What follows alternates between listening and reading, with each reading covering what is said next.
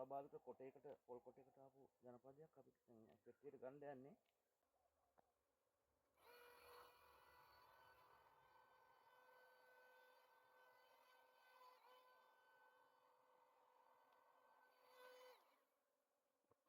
මේ කොටසක් අරන් ඉවරයි. මේ පේනවද ඒකේ මෙතන ඉතුරු ටික අපි අරගන්න ඕනේ. ටිකක් අපහසුතාවය අමාරු වැඩක් මේක. මොකද සෑහෙන අමාරුයි මේක කොටයක් නිසා. පේනවද දන්නේ නැහැ ඈතට යන්න ඕනේ. ඉතින් බොහොම පරිස්සමෙන් තමයි මේකට මේ වැඩේ කරන්න ඕනේ. මේ පේනවා මෙතන ඉඳන්ම ඇතුළට වැදලා තියෙනවා. මෙන්න මේ නිසා තමයි අපි හැමතිස්සෙම පෙට්ටි වලට ගන්නේ මේ වගේ ආවට පස්සේ ඉක්මනටම.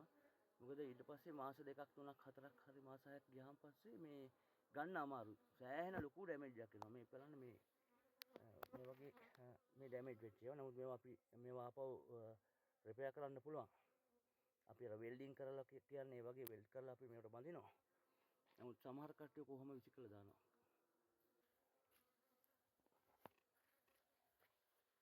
මේ වගේ අපි ඒ වගේ අරගෙන කෑලි කැඩලා ඉන්නේ අත දාන්න බෑ. ඉතින් මේ වගේ වෙල් කරලා අපි ඇතුළට දාන්න ඕනේ. මට උදව් කරන්නේ මේ